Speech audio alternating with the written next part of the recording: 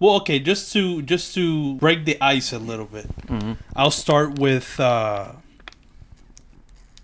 I'm not gonna do it. I was gonna talk about some like person because I like to start the episode off to like get familiar with people. I like to let them know like some issue I'm going with. It's like, oh, do you have any advice for me? But I'm trying not to do that because like in the podcast in the past, one thing I always get in trouble for is like talking about certain situations that I go through. Yeah. And I don't say names or anything, but I feel you. But people like DM me personally like, yo, why are you talking about me? I'm like, nobody knows who I'm talking about. Right. It's only you. Yeah. But then they get mad. He's like, no, bro, you can't be talking about, don't put my business out there. Like, they just mad. They want to interview. Well, it's not even just random people. It's like, it's more specifically is women. Okay. Because women always give, bro, like. Shit, bro. Shit, I might just start this episode, with fucking women issues, because all right, fuck it, we're here. I talked myself into doing it, so I'm just gonna do it. So there's just one situation that's been fucking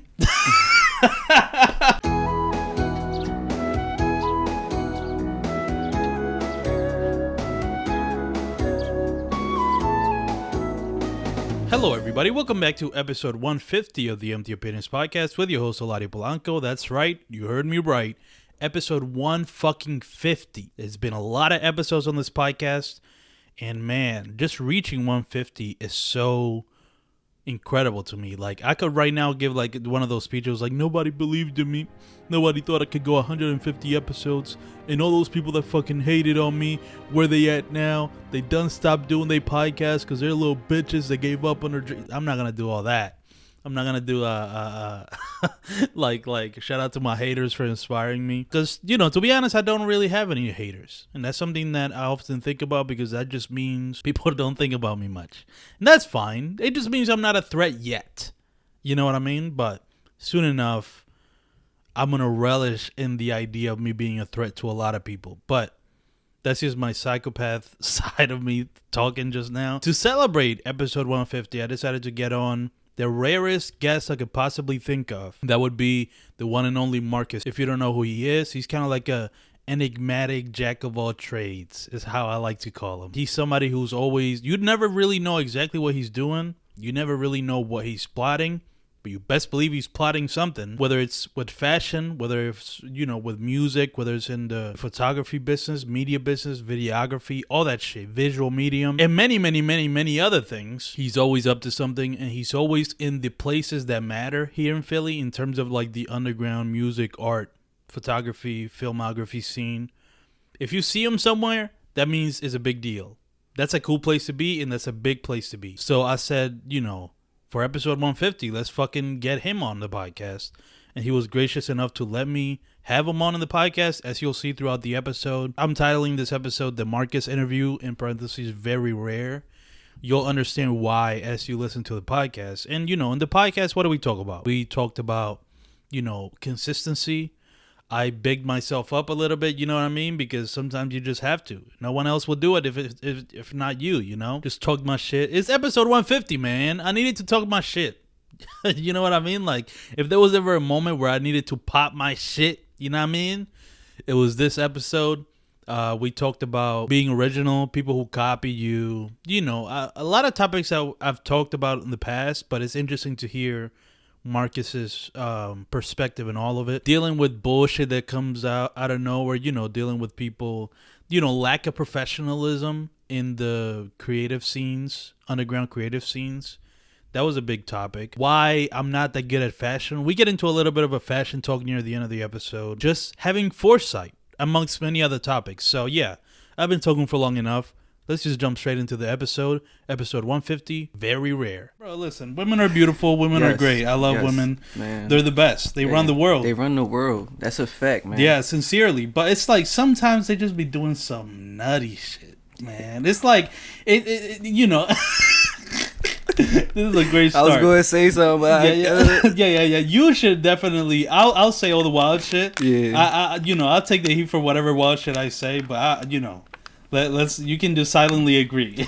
You already know, bro. But it's because here's the thing, bro. Mm-hmm. So this is girl, right? That's kind of shown interest in me, and it's been going on. It's this weird kind of like back and forth that's been going on for like 6, 7, 8 months now, where like she's clearly interested, and you know, when I tried to talk to her, she's kind of very like cagey about it. I don't know if that makes sense. Where like, you know, she does certain shit that leads me to believe she's into me, right? Yeah. And then whenever I try to like talk to her, like do something, she's very like, either she doesn't respond or like she disappears. You know what I mean? But it's like, but in that kind of like inconsistency bothers me. And I do understand there's a certain thing about like, especially with women that have gone through trauma, where like they kind of do shit, they kind of self-sabotage a little bit. Like when something looks too good or they like a guy too much, they'll just like dip. Yeah, bro. Because obviously they're probably like don't want to get hurt. But it's like it's something where like it gets bored. To me, it gets annoying when like, let's say that happens, right? She shows that she's interested. Yeah. Then I try to talk to her, and then something happens, and then I'm like, fuck this. Like I get tired of it, right? Yeah.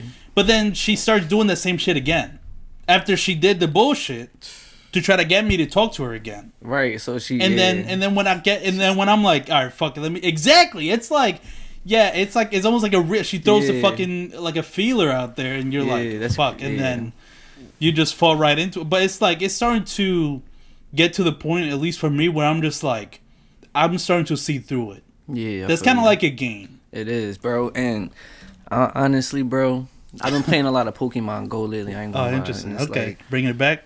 Yeah, bringing it back, bro, for sure. Like I don't know. Look, listen, between you and me, I think like NFTs and Pokemon Go gonna go somewhere. Like, like people having an actual deck on their phone on them. Wait, that's wild that hasn't happened already. That's crazy. It's on the way, bro. It's gotta be. That makes so much sense. Like Pokemon Go gonna become more legit. Watch, and especially with like the metaverse shit that's happening with Facebook, bro. Like what? You already can connect, like you can log in through Facebook on Pokemon Go. Like, come on, bro. Yeah, all that virtual shit. Yeah, is really starting to take off. And Pokemon Go was definitely ahead of its time. Like, bro. That AR shit that now literally everybody's gonna start doing. Yeah, there was like this one game that came out on like DS and like PSP, and it was like you can catch little creatures around the house. Cause like they had I remember that game. Yeah, remember, and they had like the little camera attachment. Yeah, that was. I think that was the. Do you remember the PS Vita? Yeah, I had that shit. I remember, and that shit was. I mean, it had no games. I ended up like playing like 2 games in that shit. That's a fact. That shit was a flop, man. That's fucked up. They didn't support that enough. But no, back to what I was saying though. Yeah, like, but Pokemon Go. Pokemon Go is like, all right, so it's like, yeah, like catching that rare Pokemon that you're looking for is kind of like catching that rare woman, bro. Wow. And like especially women that been hurt. Yeah, they're super defensive, and but like the fact that she's showing like consistent interest and shit. Yeah. I mean, from my experience at least, like she definitely wants you. Yeah. But at the same time, like I guess she don't know what's gonna come with you, and maybe that's what she's scared of. I can see that. That would make sense. I do. Yeah, I don't know. I do see the consistent interest, and it's funny because when it I don't want to use the P word, pattern, because the specific person I'm thinking of doesn't like to be put into a pattern. Okay, gotcha. You know what I mean? So she'll like act out. Yeah. Just to make sure, you can't figure me out. Right. Like those type of women. Man. You know what I mean? They'll do some wild shit because you can't figure me out. Like, right, just throw you a curveball. Like, you thought I was going to do this? Nah. Yeah, I'm not doing that. And so, what? And you know, like I said, it all comes with trauma if you really want to get into it. But, you know, I'm not no Dr. Phil. But, facts, me neither. but I see what you're saying, and that's how I'm feeling, where, like, it's starting to bother me less. Because, like, I get too into that, like, that game where like I'm too invested. So like she does something and I take it too serious. Yeah. It's like, why the fuck is she doing this? But then it's like I'm starting to learn to step back and be like, it's all this weird shit that if you don't really give too much into that, she's gonna stop at some point. You know what I mean? If you indulge the bullshit, then it's gonna go on for forever. But if you're like, nah, see, I'm chilling.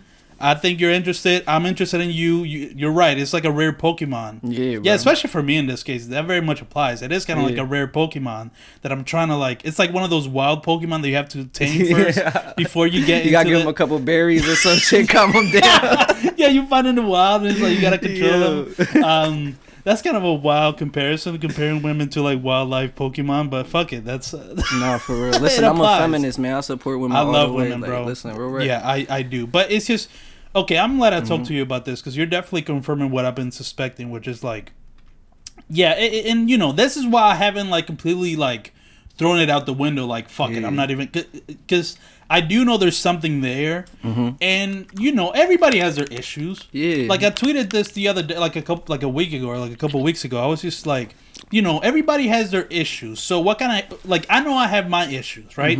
My flaws. So like, what kind of hypocrite would I be if I don't give people the grace that I will want them to give to me? Yeah, you know, does that make sense? Hell yeah. Because I know the bullshit that I do, right? Like, I know the wild shit that I be doing, and I'm like, if I want somebody to accept that, like, my shit, I gotta, you know, try to be reasonable with theirs. But yeah, exactly. I'm glad I talked to you about this. Yeah, the Pokemon Go analogy works so well for this scenario. Yeah. And yeah, I'm just gonna chill, just relax.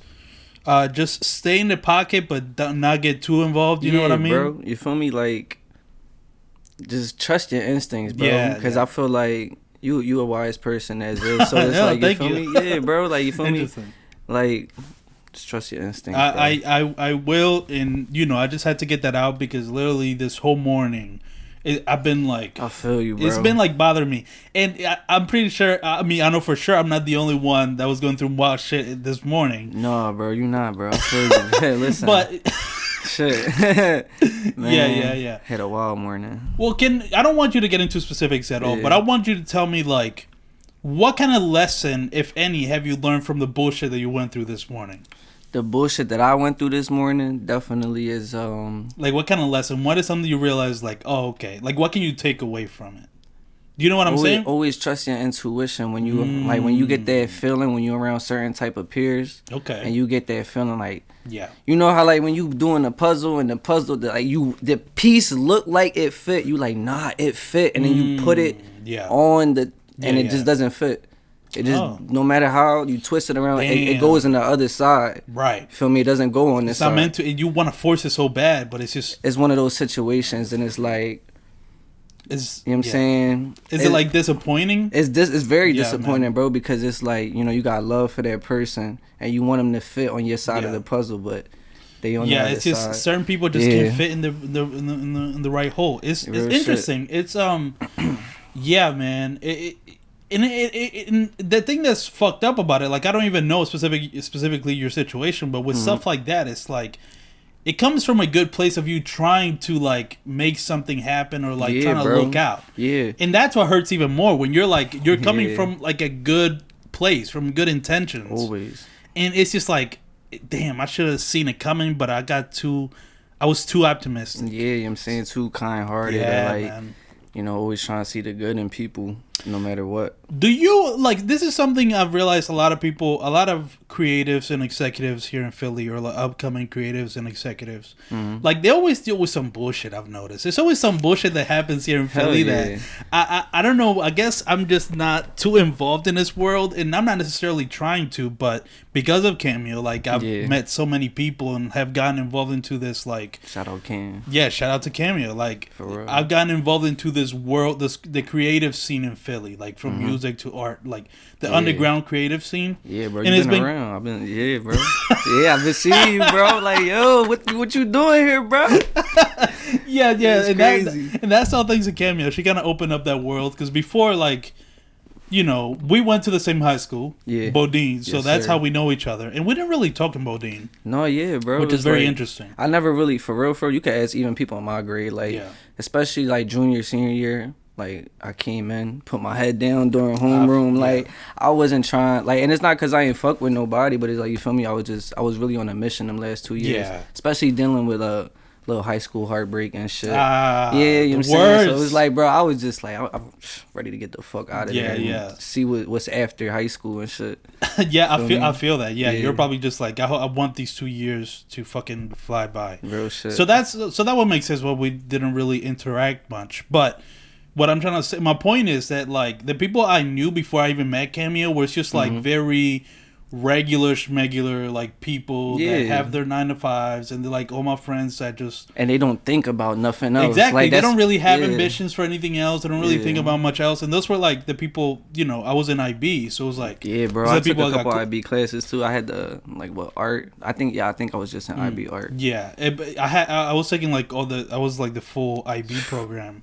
And so you see the people every day for 2 years, so you can't help but become close friends with them. Yeah. And I'm still good friends with a good amount of them, but, you know, it was interesting after I made Cameo the co-host, like that whole art scene, like I said, like opened up. It was like a whole world opened up, and I'm like, I didn't know this shit was here in Philly.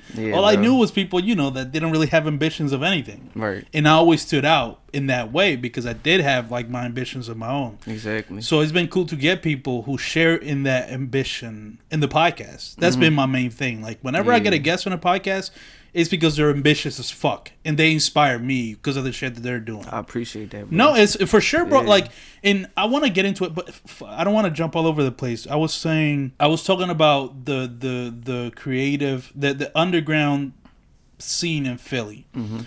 Oh yeah, and I guess it connects with what I want to go into next. Is that you're definitely a big part of that. You definitely ingrained yourself, and you've been kind of mainly behind the scenes. Yeah, this is why this is a very rare interview. So I want to talk about at what point did you decide? Okay, I'm gonna do this thing, whatever your mission is. And if you want to talk about the mission, that'll be great as well. But like, what made you want to be like, all right, I'm gonna stick into the behind the scenes side of everything? Well, like, does that make sense? It really like came from my big brother / mentor. Shout out Kairos, man. Man, Kairos. KYBR.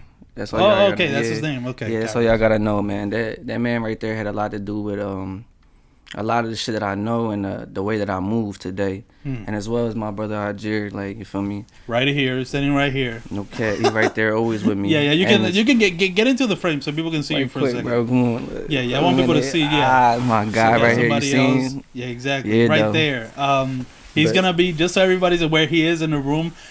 My bad, bro. I typically I like to like let people like know that who's in the room. Yeah. You know what I mean? Like I don't like just ignoring like. No, yeah. If you're sitting right there, it'll feel weird for me to just go like the whole episode like acting like you're not there. It's all good. And that's just for my own anxiety. But yes, you're right. Ajir is right here. Yep. Ajir is right here. That rhymes. Interesting. Yep. Ajir is right here. But yeah, you were saying so bro. So like it's the people who made you who you are today, I guess. Yeah, definitely.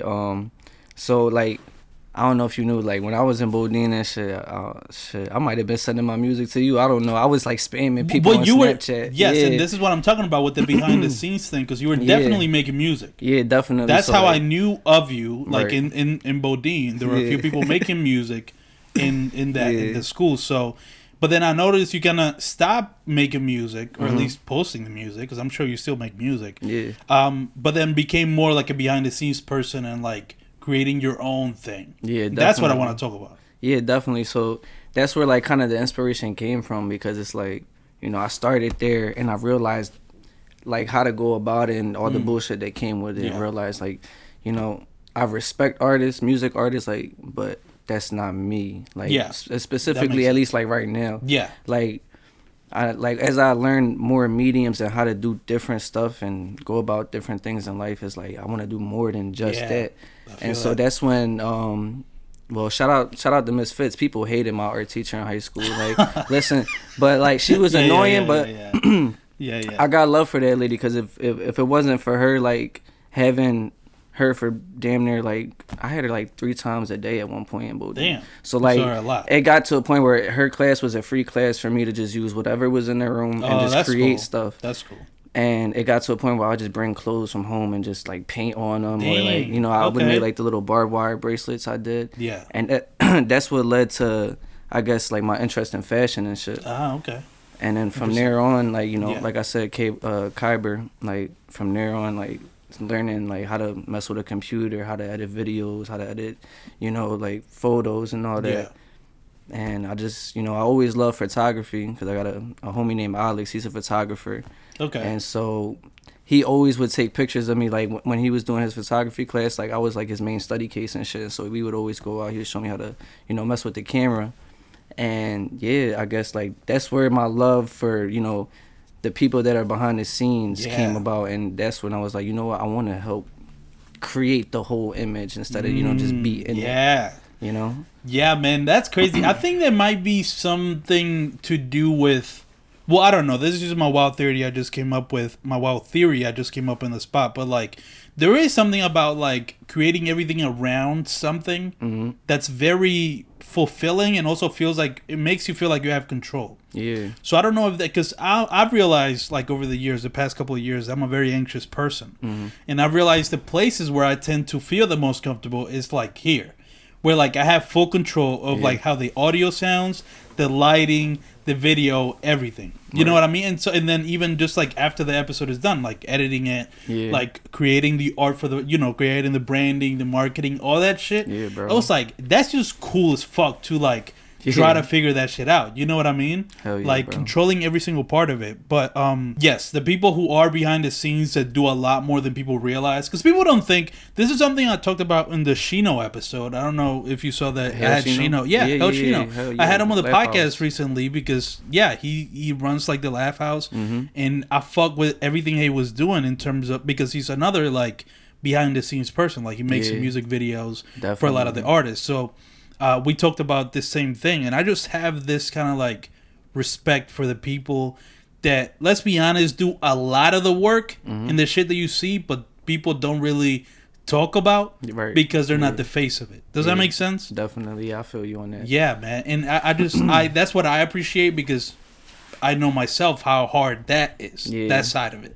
You know what I mean? And it's becoming kind of like more and more clear every single guest I get, where like I want to reveal that side that people don't, like, give a spotlight to that side of the creative scene, the underground art scene that people don't talk about. But so then when you started to really get into like the editing and the fashion, that's when you realized, okay, so when you started doing all that, did you at what point, I'm just gonna assume you have a grandmaster plan, because all creatives do.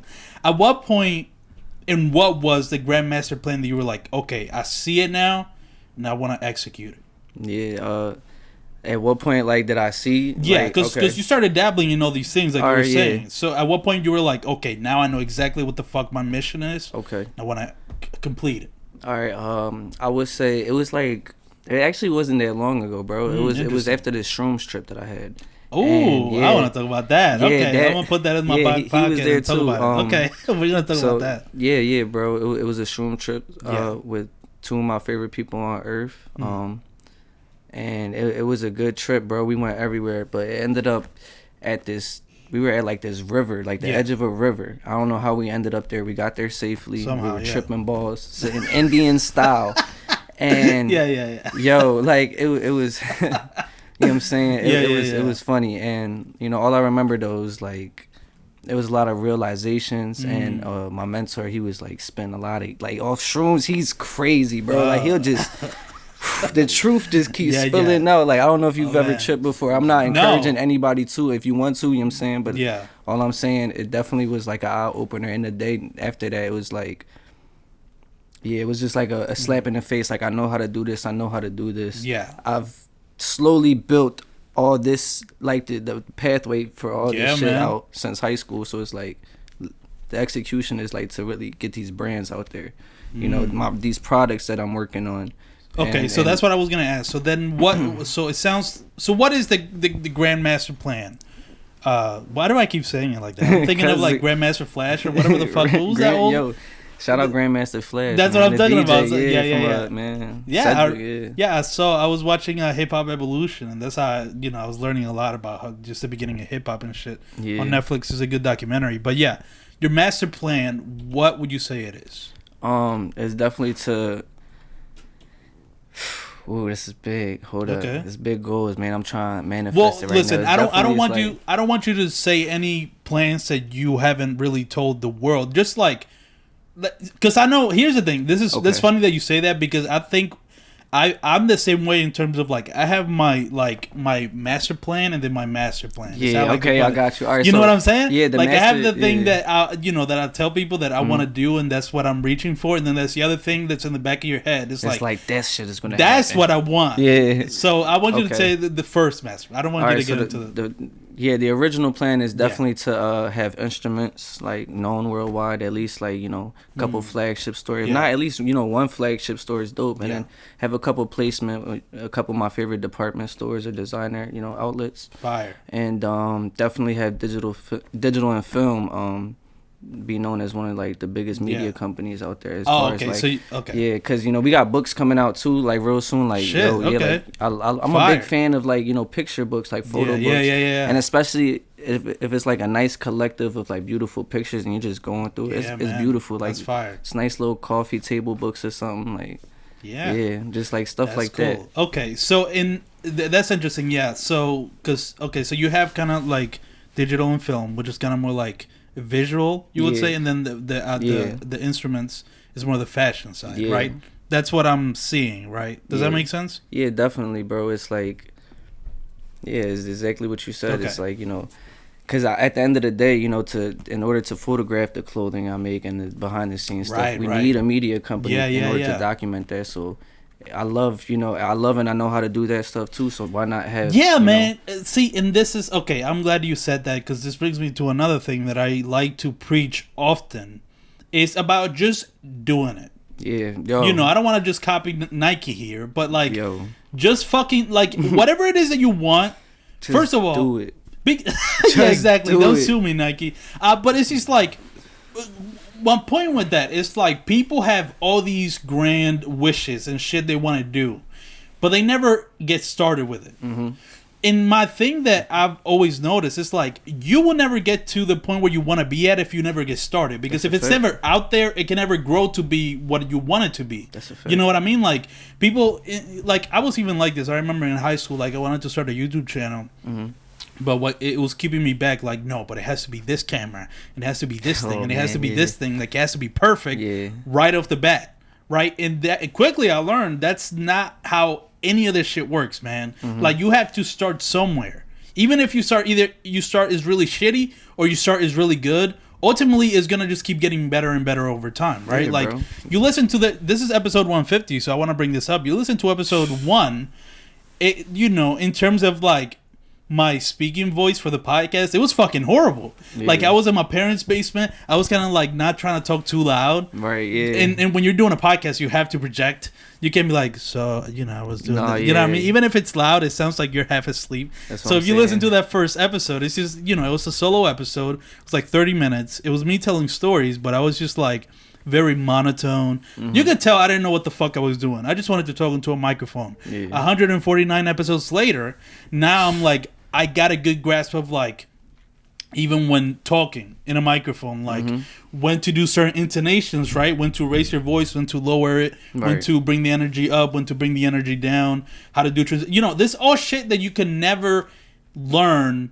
Let's say by reading a book. A lot of this shit is experience. You have to do it. That's a fact, bro. And you can do it, like you said. Yeah. You had all the resources to start it, right? So it's like people think they don't have anything to start it. It's like go ahead. It's like even if you don't have it, maybe someone around you does, and it might be someone you haven't even tapped into. That's why it's like it's always good to use like not use the people around you, but network with the people around you, and like when y'all do stuff, just make sure it's an even trade of at least knowledge. Exactly. At the very least knowledge. Yeah, at the very least knowledge. You know what I'm saying? Yeah, man. It's true. And it's like, like look at the people around you. And when people say networking, it's interesting because that word networking for the longest time, like, it was kind of like a daunting word. It was kind of intimidating because when I think of networking, I think of like what they teach you in school, where it's like you go to a room, there's a bunch of like people in suits at the tables, and you go from table to table, introducing yourself very formally, like, "Hey, hello, my name is Eladio. I have this podcast. I would like to exchange information." But it's not like that at all. It's not. And you know what? Like this is another reason why I got into fashion as well, is because I realized growing up, like, what you wear helps you network with who you want to get to know better. Because it's like if you know like your target audience or the target person that you're trying to connect with.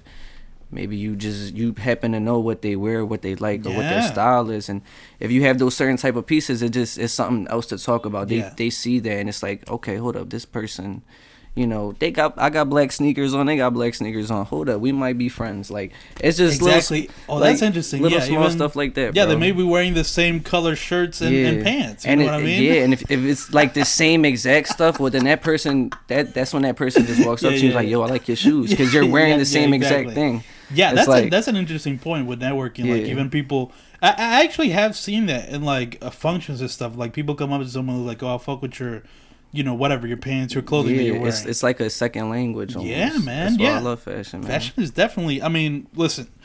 I don't know. I don't want to do it right now. I think there's more important topics. But at a certain point in this podcast, I want to get into my horrible sense of fashion.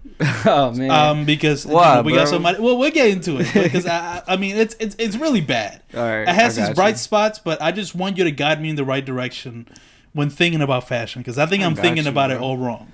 And when I ask the master right here, you know what I mean? Yeah. Whenever you want, bro. We'll get into it maybe like as a fun way to end the episode. But we were talking about, you said that you had the fashion side, and you said, well, let me just create the media side of like taking the pictures or recording the video. Yeah, definitely. Because that's what you want with the fashion. So it's like, fuck it, let me just start both. Yeah, bro. Bro, that's what I want everybody to do. And like I said, people shouldn't be fucking scared of just doing it, because I don't know, like, my philosophy in life is just like, as long as you're doing it, you're in the game. Yeah. And as long as you're in the game, is, you know, the possibility of you becoming successful just keeps on rising, right? Like, the longer you've been doing something, and you do it consistently, and you do it well. Yeah, I think like at least every high school had that one teacher that had that corny poster that said, "You miss 100% of the shots you don't take."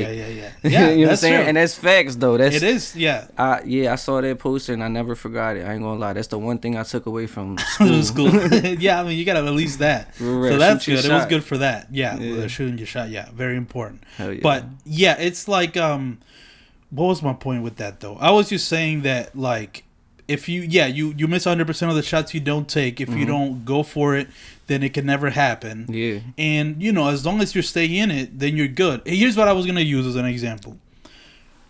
Because, you know, I'm kind of, you know, I'm just a little bit egotistical, so I have to kind of bring everything back to me. No, yeah. I'm sorry. I apologize to the guests because it's kind of fucked up. But I just want to say, really quickly for the podcast. Again, because I'm trying to juggle having a very rare guest on the podcast, but also it being episode 150. 150, bro. You know what I mean? This is y'all not clapping right now, man. You know what? Fuck it. Exactly. Let's go. Come on, man. But one thing I noticed with the podcast, and while I've never been discouraged from doing it, regardless of like whatever views or like who's paying attention to it, who's not, the only thing I've ever cared about with the podcast is doing it weekly. So I've been doing it weekly since I started. One thing I'm very proud of. I haven't missed a week. So doing it consistently and doing it well. Yeah. And those two things are what I care most about. And I feel like when you do those two things, or at least try to focus on those two things, it's almost like a cheat code for success. Yeah. And people won't get it because it's not immediate, but it takes a while. So you know, anything that's not instant, people don't fucking pay attention to. But yes, bro, if you just stick with it and you do it well and you do it consistent enough, success is bound to come. And that's why I've never, like, I truly have this belief that, like, as long as I'm doing the podcast and as long as I'm, you know, putting effort into it and making it be as good as it can be, like, success doesn't even it's not even like a doubt in my mind. Right. You know what I mean? Exactly, bro. And that's something that, you know, in terms of doing it, I want anybody who's listening to get that in their heads. Nah, like, in real. case like they get discouraged, just like, ain't nobody paying attention to my shit. Yeah. Because that, by the way, and this is also the way you stand out, it's just by doing it a lot. Yeah, bro. Right? Because there's so many people that start shit and then stop it, and then that's a fact. They get lost. That was me, bro. Wait, 100%. What? No, just like with starting stuff and stopping stuff. Like, you feel me? Like, I did that with sports. Like, I see what you're saying. Like basketball, boxing. I used to do a whole bunch of stuff, bro. Like, you feel me? And it's like. But and I mean, you know, that was early on, and you know, you obviously gained a lot from it. Like, you can learn from anything, but But yeah, it's just a thing of like you stand out just by doing it like every week. Like the reason I like to be consistent is because I don't know, I've seen so many, like I never get threatened by anybody, let's say doing a podcast or doing something that's similar to the thing that I'm doing, because I know I have confidence in my consistency. Yeah. And most people I've seen that start shit and stop it, it's like crazy. Yeah. It's like 9 out of 10 people that start something creative will stop in like 2 months tops. Yeah, bro. You know what I mean? And it's like, it's crazy. It's not easy at all. It's not easy. You really have to have that drive. And again, that's what makes you stand out. Yeah. So even if it's not getting the numbers that you want, you stand out solely by just doing, like the fact that I've been doing it for so long, I think 150 episodes, I think people are aware of empty opinions just because I've been doing it for so long. Like if you consistently see something, even if you fucking hate it, you know what I mean, you're not gonna forget it if you keep seeing it over and over. It's like, oh, this motherfucker's still doing, like he's still dropping. He's still, it's like that rapper that won't retire, but no, bro, no, but like you see what I'm saying? Like that awareness. At this point, that's all I give a fuck about. I think I'm building, if it's not views, I'm building awareness. And the awareness is going to keep growing to the point there's going to be the right person to look at what the fuck I'm doing, and then it all changes. Yeah, bro. From there. It's up from there, bro. You see it with like, and you know a lot of artists like that did it that way, where like they're just making their music and they do it for long enough, and then somebody important or somebody who has connections becomes aware of it. Yeah, that they reach out and they're like, they put them in a place where they supposed to be, or you see what I'm saying? And they let them know, like, boom, that's all you got to do. Exactly. And then imagine if those people just stopped like 2 weeks earlier. Yeah, bro, it's crazy, bro. You know what I mean? Like you think about those situations, it's like, man, a lot of people wouldn't be where they at right now. Yeah, man. Or like on the way to where they about to be. Exactly. You still make music, right? Just you don't necessarily you don't really post. Actually, you know what? It's so funny, the thing about music. I wanted to ask you this because I saw this and I thought it was the coolest fucking idea. Just even as a concept, and it's kind of like a throwaway thing that I think you posted on your story. Yeah. But you said that you want to make enough music and kind of like stash it where like you can release it for the rest of your life. Just like put it out. Yeah. Do you know what I'm talking about? This must have been like 2 years ago. I know exactly what you're talking about. Yeah, bro.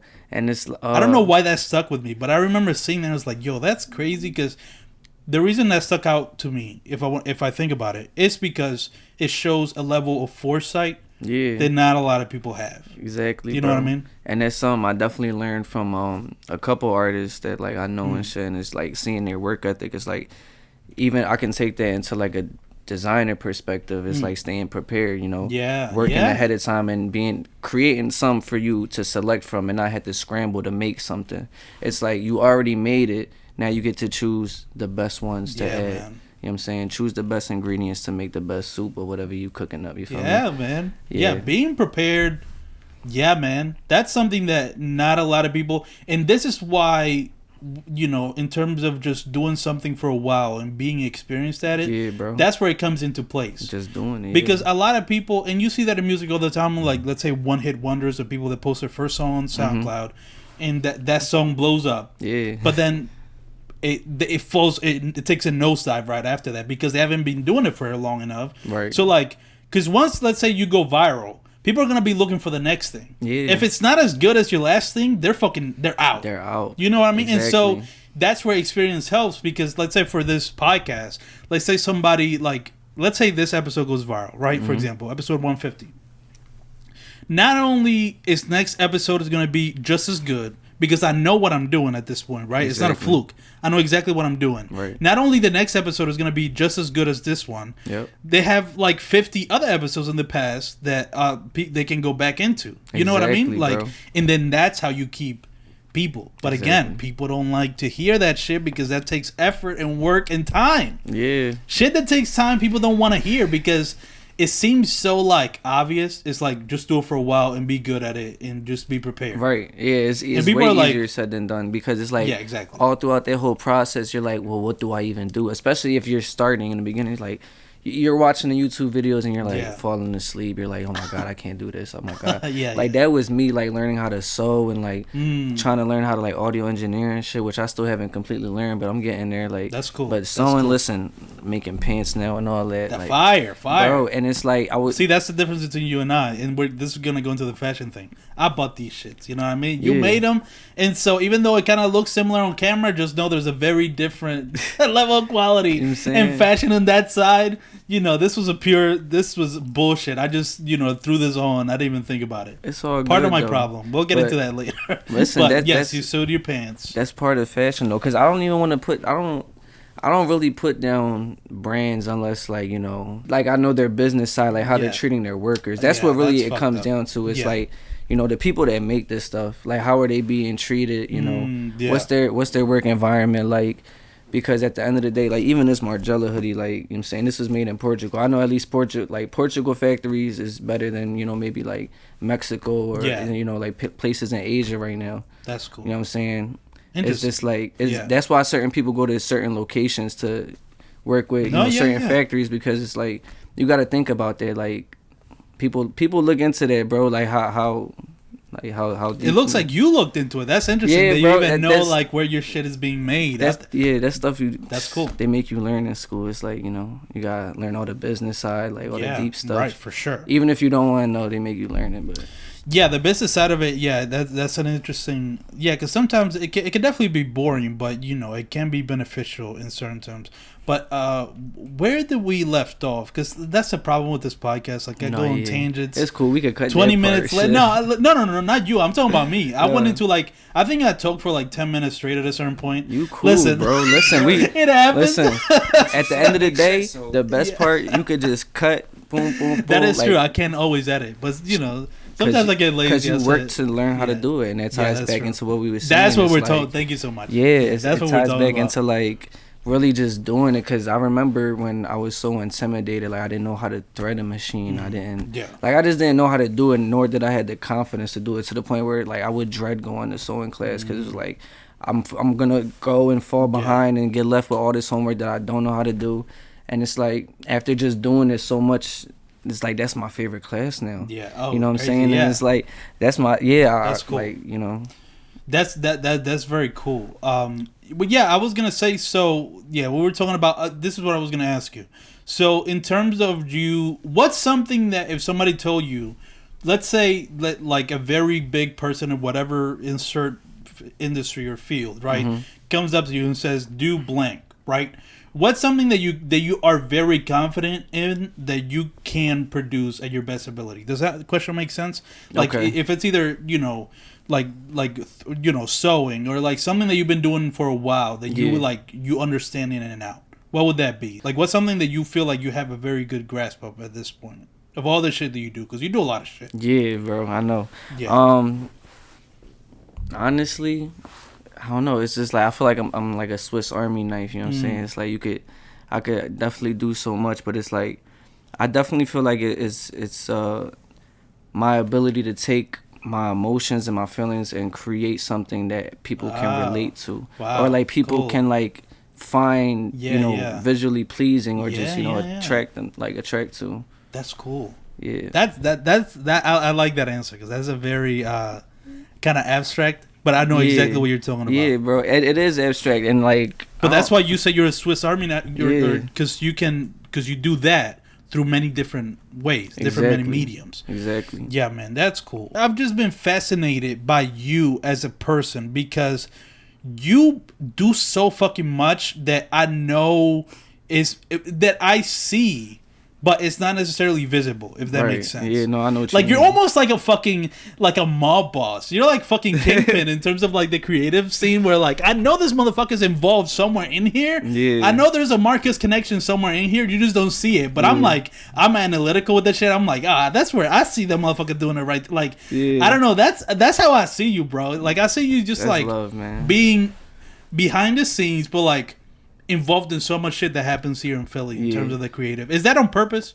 Yeah, I think it is too, because like a lot of it too is like obviously I I have on my social media, you know, what I want people to see, like the things that I'm involved in. And, you know, there's other stuff that maybe it might be a specific client that we want to keep it under wraps. Like we'll make the spotlight just about the artist and not about, you know, who even did it. It's really about what was done that night in the studio or in that specific moment. And so it's like, yeah, bro, I like to have that certain, like, kind of, like, mystique, anonymity to it. Yeah. You know what I'm saying? Like, shout out to Margella. Like, that brand is very big on anonymity behind, like, as far as, like, it wasn't Margella himself doing it. It was everybody, like, the Maison as a collective. Like, every seamstress, every stylist, That's cool. Everybody was one. And even, like, in the runways, like, the people that would help, like, each model that made the clothes for each model would walk alongside like the models on the runway, and like he would give credit to the people that were a part, you know, of Maison Margiela. And that's what I want to do with, you know, with instruments, and what I want to do with digital and film is, like, it's not just me by myself. It's a collective. It's a collective. It's everybody that I cross path with that put positive energy into what I'm doing, and it's not able to be completed or done without them. You know what I'm saying? Man, that's cool. I relate to that a lot, because even with Empty Opinions, like, I've noticed there's two ways you can make content on the internet. It's either by using your name as the brand, or creating a brand that's, you know, detached from you, or like is bigger than you. Yeah. What I've noticed is that if you use your name as a brand, that's the easiest way to get to, like, some sort of success. Yeah. Because people, I don't know, there's this weird thing in the internet where, like, people connect to people more than they connect to, like, you know, a media brand, if that makes sense, right? Like, people are very skeptical of brands. But the reason I decided to make my shit a brand and not my name is because I tweeted this a while ago. I was just like, I think my ultimate goal in life is to create a machine that outlasts me, if that makes sense. You know what I mean? Where, like, I want Empty Opinions to continue as a brand. Way past me, like, bro, fucking, you know, centuries into the future. I feel that 100%. You know what I'm saying? Like, and if you make it your name, it's so limiting. It's like, I don't know if it's like an ego thing, but it's like, how long am I gonna be on Earth for, right? Like, say 80 to 90, 80 is being generous, like 80 to 80 being generous, right? Yeah. But in like, that's like such a fucking small blip into just how long the world has been going on for, and how much longer is gonna go on for, right? So if I name in my name, right, like, let's say this was all Eladio Polanco, once I die, it's like that's it. It's just like, it's over. Like, I don't like to think about it, that, because I know it's bigger than me. Exactly, bro. That's it's way bigger than me. And I feel like the people that think like that are always the people that, you know, generally, like, the world gravitates towards, because it's like, that's genuine type of energy. Like, and no matter how hard certain people want to have that energy deep down, I don't know, like, they just their intentions are otherwise. You know what I'm saying? Oh, interesting. Yeah, and it's crazy. Yeah. It's crazy. But yeah, that's interesting. Yeah, that you're right with that. Like, that energy kind of, like, hitting a stride with people, I guess, where, like, people can see. It goes back to kind of what we were talking about at the beginning of the episode, where, like, you can tell when somebody's being genuine about some shit and who's not. Yeah. It don't matter how hard people try to fake whatever it is, whatever image they want to put out into the world. Right. Like, that shit just slips through one way or another, because nobody's that good of an actor. Nobody's a robot. No, your true intentions are going to come out in one way, shape, or form. Yeah. And in like you said, the people who have the best intentions ultimately end up winning. Yeah. It's an interesting point where, like, how far just being nice gets you. Like, just being genuine with people, how far that gets you, because it's, you know, it goes with the, you know, the karma, like, you know, good karma. You know, you do good things, it brings you good karma. But even if you don't want to think about it in karmic terms, just you treating somebody good is going to make them treat you good. Yeah. If you get along with somebody, they're going to get along with you, and then they're going to tell other people that they get along with you, and then it's just kind of goes on and on and on. Exactly. It's like almost like organic networking. Yeah. When you're just genuine and you treat people with respect and love, like, that makes them want to talk about you or brag about you to other people. You know what I mean? And then your circle grows, and then, you know. But then there's people but that's where ego disrupts people. Because I was just gonna say that, bro. Yeah. Well, you say it. I want to hear what you have to say. I was just gonna say it's like, you know, when you go on a networking spree and you meet this person, that person, you're not gonna maintain every single one of those relationships, at least not to 100%. Yeah, of course. You know what I'm saying? And that's how it always is. And I think it's smart for people to realize that and know how to approach that, you know, when it comes time to make that decision, or realize like, all right, this relationship maybe not is what I thought it was, or this friendship, you know, is not what I thought it was. Yeah. And or partnership, whatever it may be. And it's like a lot of people gotta learn how to more professionally handle those type of situations, because I think a lot of beef and a lot of stuff comes from like people saying the wrong thing at the wrong moment, or not having enough sympathy, or like, you know, you know what I'm saying, just like stepping outside of your shoes and really thinking like, yo, how is this person gonna react if I say this? Yeah, that's interesting. This could be such a good topic. I've been thinking about this a lot, but just like acting professional outside of like formal environments. Let's say for creatives, because creatives, you know, they're not formal, right? Like they do the shit their own way. Yeah. But I feel like that makes people think that there's not some sort of professionalism that goes with that. Right. Like people think they can. It's frustrating because it's like, here's the thing, bro. Like I get a lot of people trying to ask to be on the podcast. Right. I feel and one thing that blows my fucking mind is because they think, you know, I'm just. It's just. They think it's just you're just doing it. And you want anybody to come on. It's just they think anybody to come on. They think I'm just like, you know, just doing this shit for shits and giggles. Like I don't take it serious, or like I don't know what the fuck they think. But like the way people ask to be in the podcast is crazy, bro. What's like the craziest like. Recently, fuck. You know what? Where's my phone? I left it over there. Like, I would literally pull out my DMs and tell you, like, people come at me to be on the podcast in the most ridiculous fucking ways. Because I don't know why they don't think.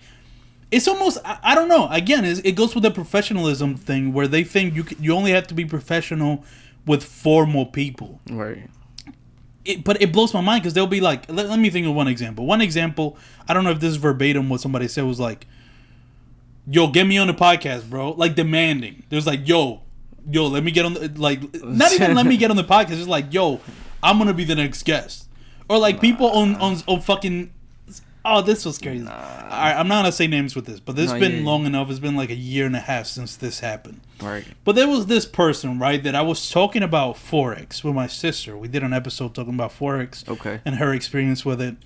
And there was this guy who got mad on the comments of one of the clips that was like, you know, this bullshit, because he had his own fucking Forex scheme that he was running, right? Oh, you know those Forex people. But you know what I mean? But he was like in the comments, he was just like, no, this is bullshit. You don't know what the fuck you're talking about. Right. It's actually this and that. And right now, I just kind of ignore it. I didn't even like talk about it.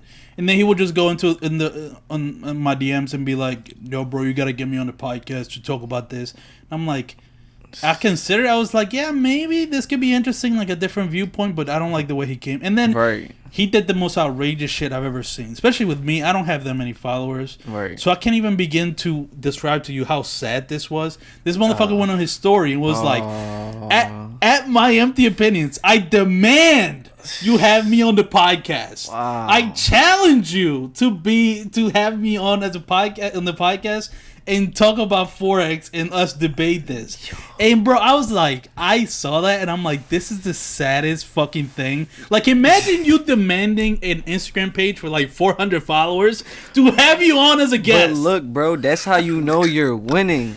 That's how when people hit you up like that, and it's like you cause them to exert so much energy into what you're doing. Okay. You feel me? Like, look at the reaction, and that may just be one person, but for real, you never know. Like, it's probably like 50 more people that haven't DM'd you yet that's probably thinking the same thing. That's it. Yeah, that's and a it's good like, point, that just goes to what you said. Just keep doing, bro. Like, this is 150, 151. You know what I'm saying? Just keep it rolling. Like, bro, like, listen, you never know. About 155, you might have a million followers on YouTube. That's true. You're right. Like, you never know. Shit can change in like a second. That's so true. Yeah. But I'll just put this, since I talked about like people being not professional. My whole point with that is like, I take the podcast seriously. Yeah. So if you want to anybody that's listening, if you want to get on the fucking podcast, if you're gonna DM me, you have to. This is gonna sound so bougie, but I don't give a fuck. I'm serious about this. Like, you're gonna have to explain why I should have you on the podcast.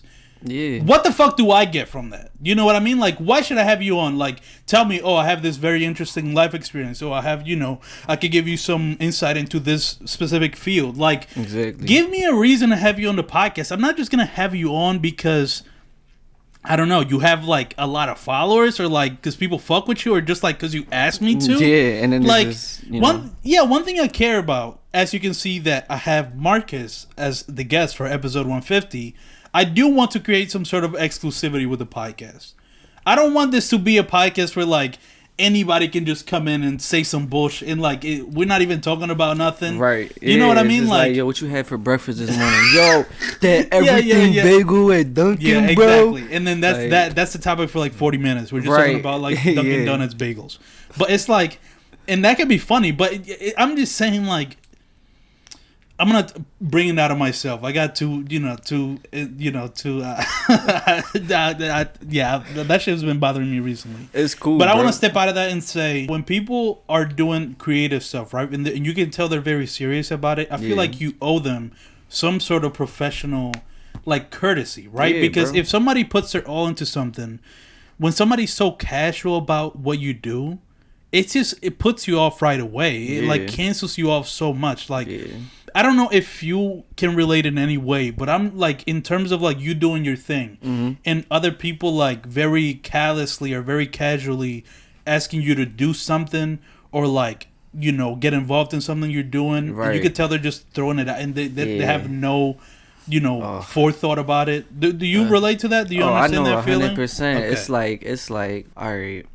But I'm not saying you have to tell a story here or anything. You don't have to. It's just bro. Because it's like, damn, I got so many stories. But you right, no. But I know exactly what you mean, bro. It's like, you know what I'm saying. You get the camera and it's like, yo, bro, like, shoot my pictures, bro.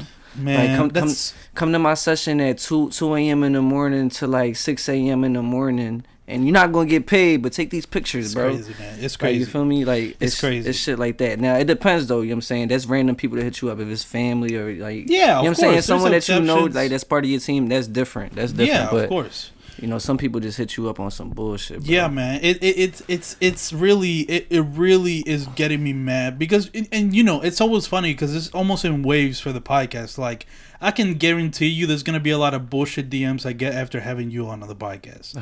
Like, after this drops, there's going to be a lot of people that are jealous of the shit that you do and copy all the shit that you do, which I don't even know that for sure, but I'll just put that out there. I'm like 99% sure people copy exactly what the fuck you do at all times. I got a couple kids running around out there. I ain't going to lie. Right. So all I'm saying is I guarantee you some of them are going to try to get on the podcast only because you did it. Right. And they're going to come at me and it's going to, in that fucking, the lack of genuine anything that like, comes from them is going to be so clear to me. Because it's like, oh, so you're only doing it because this person is on. Exactly. That throws, you know what I mean? Like, yeah, bro. But that's just funny. I'm glad I'm putting that out there because I'm predicting right now the fucking future. There's gonna be so many dumbass DMs that I'm gonna get from people only because you are here, and I'm gonna take glee in fucking ignoring them. Yeah. And here's the thing, and here's what I'm saying because I'm coming off way too bougie. So let me try to humble myself. He said, "Take it." No, listen, talk your Drake stuff though. I'm saying, but I'm gonna humble myself real quickly in terms of like. It's all about the attitude. Yeah. You can have literally one follower on Instagram and you hit me up and I can tell you're authentic or genuine about wanting to learn something. Yeah. Communication skills are key, bro. Not many people had it. Yeah. You know how many people, and that's always important because you can't be on some like, oh, they don't got enough followers, fuck them. Or like, they're below me, fuck them. Yeah. That's a bad attitude because those people that are, let's say, below you, quote unquote, very much, like you said, shit can change so quickly. They could be like the biggest artist in the world the next day, and they're gonna remember you fucking brushing them off, right? Hell yeah. And that's something that I've experienced actually starting the podcast. There's been people that have hit me up when I started doing the podcast that wanted to know more about it to actually get started, like very early on. That now have very successful podcasts, and they tell me like, "Yo, you actually really helped me." And now I'm forever going to be in their mind because I actually helped them out. Exactly, bro. When I started, right? Like, And that's why you gotta be genuine with people at all times. If you can share knowledge with them and they're genuine, like fucking do it. Like talk to them. Exactly. Because you don't know who anybody can be. You know what I mean? Yep. As long as you treat everybody the same with the same respect, things are just gonna work out. But but that's what I was saying to humble myself. Like I don't get. It's not about followers. It's not about you can have 1 million followers. Yeah. You can have 100,000 bot followers, right? Which is very common. That's hella common. But for real, like I think like the main point is like to really just know yourself and like what you want to accomplish when you say you want to help somebody with whatever they're doing. You know what I'm saying? It's like, what are we both getting out of it? It's like, what are you going to gain from it, and what am I going to gain from it? And it's not even on some we're trying to use each other type stuff, but it's like we're at the end of the day, this is a product for a consumer. You know what I'm saying? Like at the end of the day, people are gonna gain knowledge or gain some type of entertainment from, whatever we put out there. Yeah, man. And that's really what it boils down to. So it's like, it's very important to think of like just sharing resources, or like even your resources, literally just knowledge or like a simple conversation about whatever. Yeah. Because everybody has something. Everybody has their value. Mm-hmm. You know what I mean? Everybody has something to give. Everybody has something that you don't have. Yeah, that's you know what I mean? People can get egotistical, but it's like a random person in the street, you talk to them, and they're gonna know something you don't know. Yeah, that's a fact. You can never get too like big-headed with that kind of shit. Yeah, bro. You know what I mean? Like people know you don't know everything. And I'm speaking I'm speaking to myself just now. Bro. Sometimes I can get too like, no, I know. But it's like, you know what I mean? Like you gotta like bring that down. I'm speaking to myself again. Yeah, no, I got to bring that down sometimes. But you know what I'm saying? Like, a wise man knows he knows nothing at all. Yeah, man, exactly, bro. And it's like, it's interesting, man. How a lot of shit can be so simple. Mm-hmm. Shit is simple. You know what I mean? Like, if you really think about it, the way, like, the only thing that fucks things up are the either conscious or subconscious ways in which people behave because of whatever reason, right? Like that's what complicates it, because if everybody this is something I've been thinking a lot about too, where like if everybody just were just genuine with each other, there would literally be no conflict whatsoever. But the conflict comes with, and I think you referred to this earlier too, like it's with the people acting how they think they should be acting, right? Or like versus how they, you know what I'm saying? They actually want to act. Yeah. You know what I'm saying? Or like people scared of like bad things happening, and so they do bad things to you first. Yeah. Bro. You know what I'm saying? Yeah, bro. I call those people like variables. Like, like in math and shit. Yeah. How like it's all these numbers and then it's just like an X in the middle or like an F, and you're like, what the hell? But if you knew what that number was, then the problem would be so much simpler, because you don't have to find out what X is or what F is. And from there, you just solve the problem and get the answer. Yeah. But because of that variable, you gotta do all this extra shit. Yeah. And that's how people are sometimes. Sometimes you got a variable that's in your life, and it causes all this consternation. And it's like, damn, if I just knew what you were, if I knew you was number 7 when I added 2, bro, I would have been had 9. Like, damn. Yo, that's that's a fucking genius analogy. That is really what life is at the end of the day. It's just some people. Yeah, bro. I hate math though, but I ain't gonna lie. That's what I got from math. That gave you a great analogy, and it gave me a great clip to use for the podcast. I'm definitely putting that out. That's fucking all. That's like such a good analogy. Yeah, because like. Yeah, and that's why they say you gotta surround yourself with like-minded people, because you gotta get rid of those variables sometimes, because those variables is what complicates your life. For real, bro. You know what I mean? Like if you replace that X with like you said, the 2 or whatever. Yeah. Like whatever you want, put in there, bro. Whatever makes sense for you. And it's just when you're around people that you don't have to like go through all the extra steps to figure out what the number is. Hell yeah. Life just goes smoother, and that's what that's what it's all about.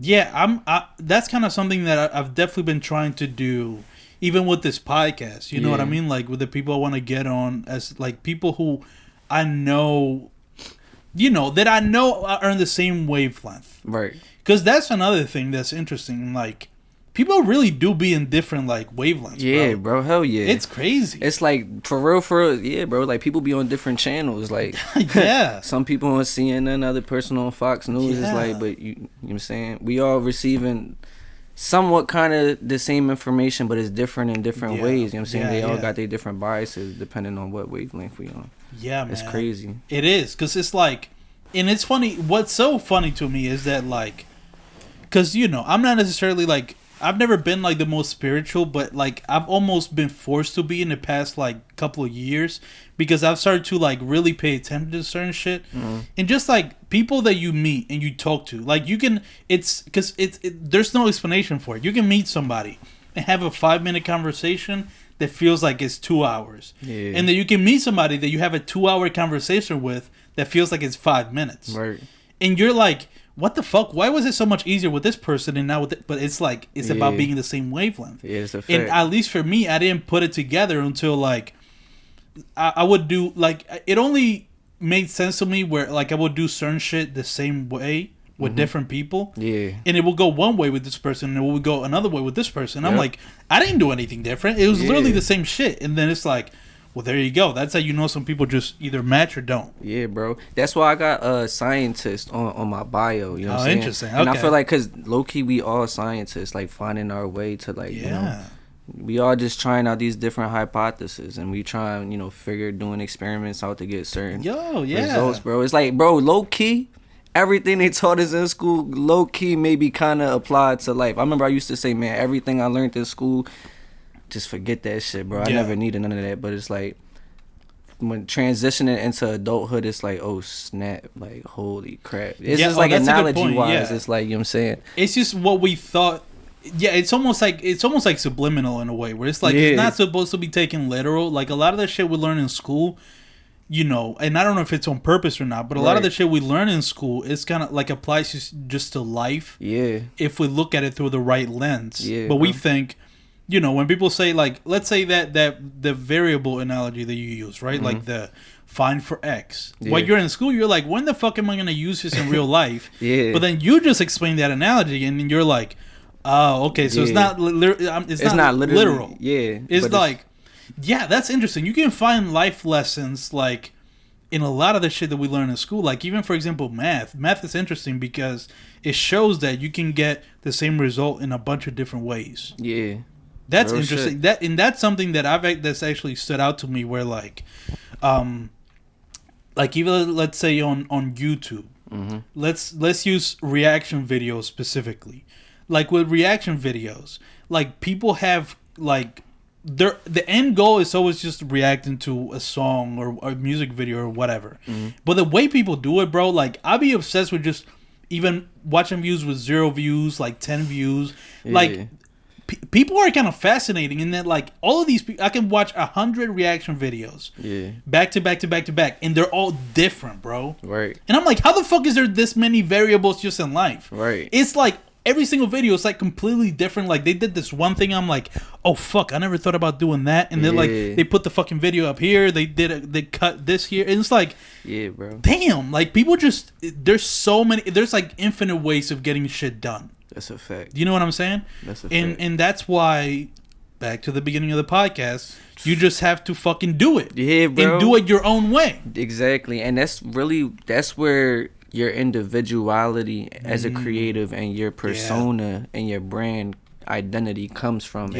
Is by doing shit. First off, doing shit, and it could be any way, and then as you go along, it's like you're finding out how to do it your way. Yeah. And your way is what you become known for, you know what I'm saying? Ultimately, as long as you stay consistent. Yeah, man. And people wonder why, like, people wonder why, like, certain people that copy shit don't really get successful. Or if they do, it doesn't last long. It's because if you're just copying something, man, this could be a whole other topic. Fuck it, let's have it. I mean, the thing about, like, just like I talked about this with Kimmy a couple of weeks ago, but just like people who copy shit, right? Yeah, it's like disgusting. It's such a wild concept to me, because it's like those people are trying to find a cheat like, code, blatantly, just like, I saw this, like, they literally go and tell the man, it's like, yo, I saw this, I want this, but put my name on it. It's like, yo, yeah, what? Who raised you? Yeah. What? And from the way you're reacting, I can tell that's happened to you. Oh yeah, and it's like I see it, and it just makes me mad because it's like, bro, just go be genuine, bro. Just go be you. And doesn't it bother you that you can't really say nothing because you kind of look away? Yeah, like bro. You can't call out people doing fucking dumb shit like copying you in a specific way that you know for sure they're copying you. Yeah, but they can always be like, "What are you talking about?" That's what I'm saying, and it's like it's not even worth it at the end of the day because it's like, one of my favorite quotes is like, killing with success. It's like I don't really like speaking on stuff. I just like being like, oh yeah, and then I'll do something that speaks on behalf of like behalf on it, like yeah, exactly. It bothers me because I really do think those people do it as it's one of two things. It's either like as a cheat code, like they're playing, like they're fucking beating the system. Yeah. When in reality, it's like proven time and time again, the original people are the people who really fucking succeed. Yeah. And the people who copy get hot for a little bit and then fall all the way off, right? Yeah. Like originality wins at the end of the day and has always won for as long as the universe existed, and right? It'll last longer. It'll last longer. It would always be around, right? Yeah. Those are the people that if anybody's listening, you should be associated with or like try to be. Just like look inwards. And I guess it's hard for a lot of people to look inwards. Yeah, because it's a scary place in there. Yeah, bro. Especially they don't want to look in there. For a lot of people, it's like it's a lot of people. It's like they're not comfortable with themselves, and that's what it boils down to. Is know yourself. It's like really know yourself before you get out here and really try to interact with people. I feel like that's really important for people is to really just know themselves, man. Yeah, I wish people. Do you think people who are like kind of fake in that way, where like they're just like they're not acting like themselves, knew that we can all tell they're not being themselves? Like, what do you mean, like, do you think they know that? No, yeah, that's what I think the problem is. Honestly, I think that's the problem. A lot of people don't know. Like a lot of people can't tell to save their life, bro. And that's why I said earlier it's disappointing because it's like damn, bro, you don't get the memo still. Like, yeah, like you feel me? Still not getting it? How you still not getting the memo, bro? Yeah. Like it's like people just run in circles forever, bro. And I feel like as a species, as humans, I guess it's just gonna be them few that just. You feel me? Yeah, man. Those are the people that. But I just find that interesting. Like, and it's always bothered me. Like, I have so many examples of like even when I used to work at the movie theater, the one in 40th and Walnut. You know that one? Oh, yeah. Yeah, I used to be a manager in there. I was like an assistant manager. And I remember there'll be so many instances where like this one person that would always bother me because I don't want to get into it, to be honest. It's kind of redundant, But my point being, just like I could tell she's being fake. Yeah. And in that since I was a little kid, that shit has bothered me. Yeah. People being fake, like I can tell right away, and it fucking really bothers me. Like there's this one example. From when I was a kid, I was in 8th grade, I think it was, right? And there was a point where like. I don't know what happened. It was during lunch break, and something happened where like a group of people were like making fun of me about something, right? Right. And there was this one kid that I knew that was making fun of me with them, right? And then they all left, and then he came back, and I had a PSP. Talking about PSP, I had the original PSP. He was trying to play it, or I had the PS Vita, and they was like, "Yo, bro, like." Yo, can I play your PS Vita? And I'd have smacked him with that jump. And I'm like looking at him. I'm like, bro. I mean, obviously, I'm a little kid at that point, so I don't realize that he's just trying to fit in badly. Yeah. But it's like, bro, in that memory has always stuck with me because like the way people are just fake like that, just to be part of the group, they'll do something they don't even want to do. Yeah, bro. Just because they want to be part of the group. Yeah. Yeah, I think that's like that comes from people's fear of being alone. Yeah, you're right. And it's like, I don't know. For me, I got over that fear just from because I'm an only child. But I have brothers. But it's just you feel me like that's brothers. That's brothers by life. Like, you feel me? Brothers like just on my journey of life and shit. No brothers by blood is what I'm saying. It's like And so for a while growing up, I was alone and yeah, bro, you just.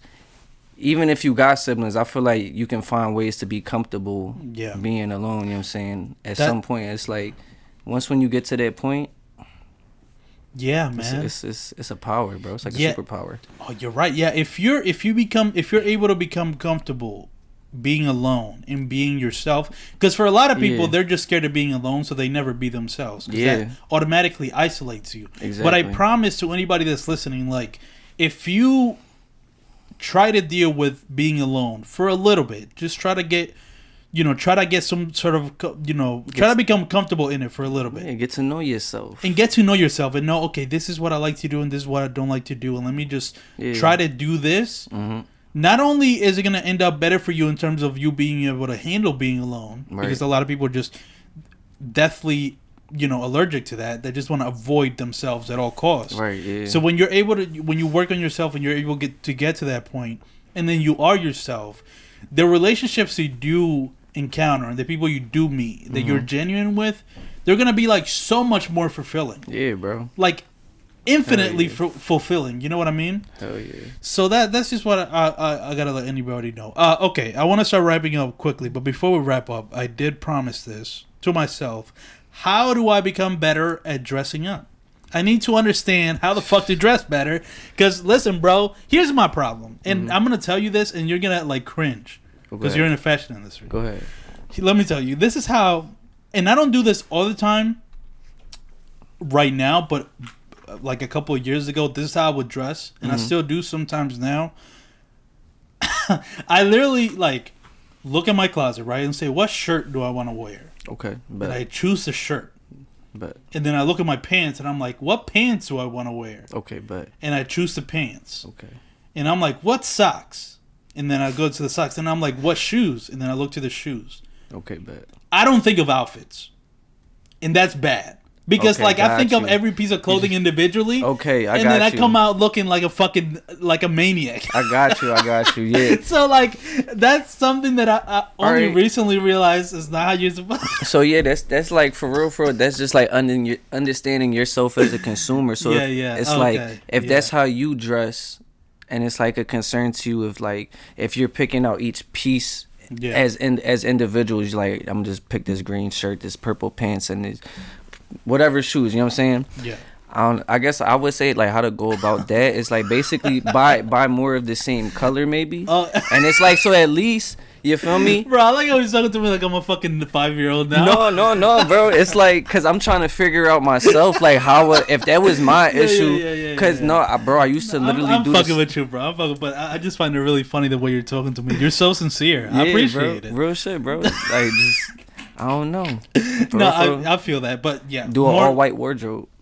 That could also work. Or all black, whatever. Or just, a lot of colors that match so that even if you are, just looking at individual pieces of clothing, it ends up matching. Yeah. That's a good point. One question about fashion I've always had. Is it about confidence?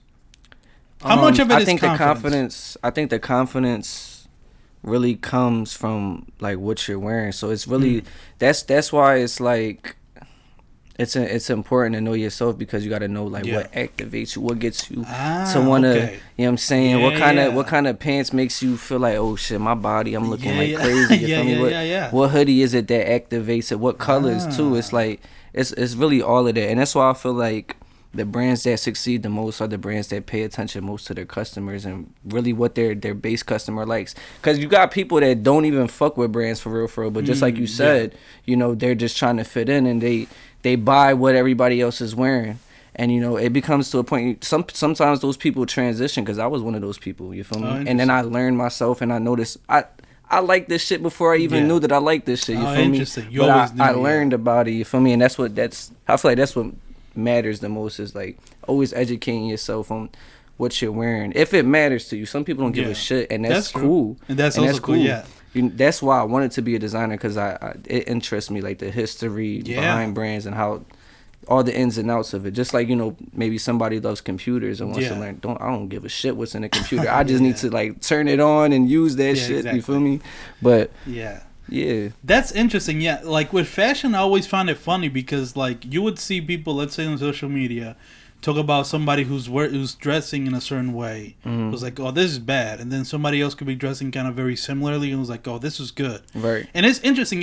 Fashion is interesting because it is kind of like a vibe. It's almost like a feeling. It's like you either fuck with it or you don't. Yeah, bro. There's no breaking it down.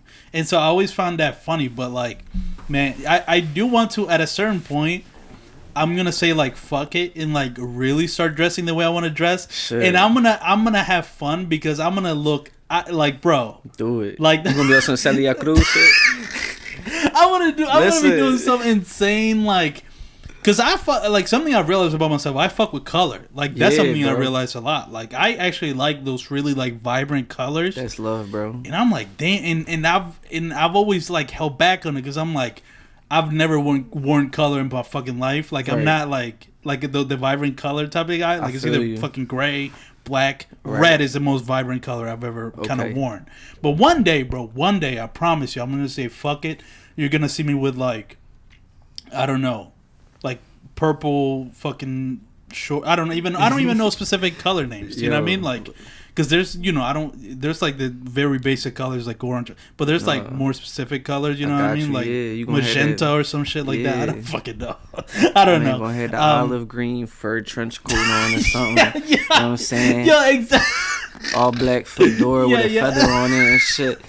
You know what I'm saying? Alligator pointed skin boots. No, you know exactly what I'm talking. It's funny how you just read my mind just now, bro. I'm gonna literally wear every single one of those outfits. Yeah, bro. No, you named. Man, this was a fucking awesome episode. Yo, thank you. And we didn't even get to the shroom part of it. That's gonna be saved for part 2. Oh shit! Whenever that happens, we're gonna get into like the shroom shit and like.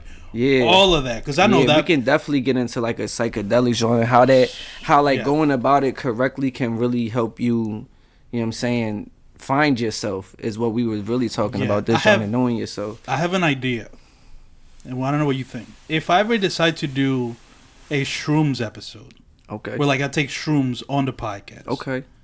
And it's like a psychedelic podcast. I would love to be Would you be down? Hell yeah, bro. Hell yeah. What? Just throwing that out there. Okay, that's an idea that's coming, whenever it's coming. I don't know when. Stay tuned because I would love to do like a psychedelic episode. Yeah, bro. I did a edible episode with Cameo. Yeah, I remember that one. Yeah. I remember that. I watched that. That was fun. I almost lost my fucking mind. I almost freaked out because I didn't know you could taste the green. Yeah. I didn't know you tasted it when you eat edibles. So and I was like, and that combined with actually eating it, I was like, I almost had a panic attack, but I was able to hold it down because I was like, that's a good. In the inside, I was freaking out because I'm like, oh fuck, I taste it, but it's like. Then I had to be reminded that I'm like recording a podcast, so I had to be like, okay, just chill. Let's get this episode done, and then by the end of it, we're just fucking laughing at nothing. But I definitely want to do a psychedelics episode. That would be fire. I mean, the conversations people can have on psychedelics is like. Yo, the government going to shut us down after that one, man. I would love to see them try. Nah, for real though. Marcus, thank you so much for doing this. Thank you so much, bro. I can tell you how much it means to me that you decided to be the guest for episode 150. Thank you. I've been trying to get you on the podcast since I started the podcast. Like, you were always in my short list of people that I always wanted to get on. And you just kind of keep, putting it off because it's like, oh, I got a friend that wants to do it. I'll get him on. Oh, this person, I'll get... Because there's certain people you have to, if you want to bring it back to what we talked about before, just like the professionalism. Yeah. Or like the courtesy, like I can't just come at you anyway. Like, yo, bro, let's do the podcast. Like, yeah, that's a fact. I want to get because I always, like I said, there's a very rare episode. Like I'm telling you, I'm literally gonna title this the Marcus interview parentheses very rare. That's gonna be dope. Man, I'm humbled by that. Thank you. Oh yeah, no problem. I really appreciate. I think it goes without saying that I think you're gonna be very successful.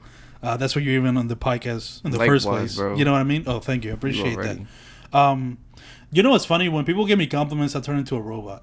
Like I've noticed that. Like no, I feel you, bro. But that's a good thing though because it's it's better to do that than to be gaslighted by it. You know what I'm saying? That's true. Because some people take that and they just they take it to places where it should have never gone, and it's like it's always better to at least acknowledge it, but don't let it get to you, bro. It's still, you know what I'm saying? Because I've said this before. Like if I actually took in compliments. like I would tear up every time because that's how much I give a fuck about the things that I do. That's what I'm saying, bro. Me too. That's why I'm like, bro, don't even worry because I'm similar. Like somebody tell me like, I love these. I'm like, thank you. Yeah, you have to be like, yo, I appreciate that. That's good. Yeah, I always say thank you, appreciate it. Yeah, like, no, real like, shit. Like you see my DMs, like people saying like fire emojis, like prayer hands. Like, prayer hands. But it's like legit nothing but gratefulness for those people. Like, you know what I'm saying? Always forever. Because if it wasn't, it would be sending like long ass paragraphs every time. It's like, yo, this shit was meant to me when I was a kid. Bro, like it was nice, but like, geez, I wasn't expecting that. Yeah.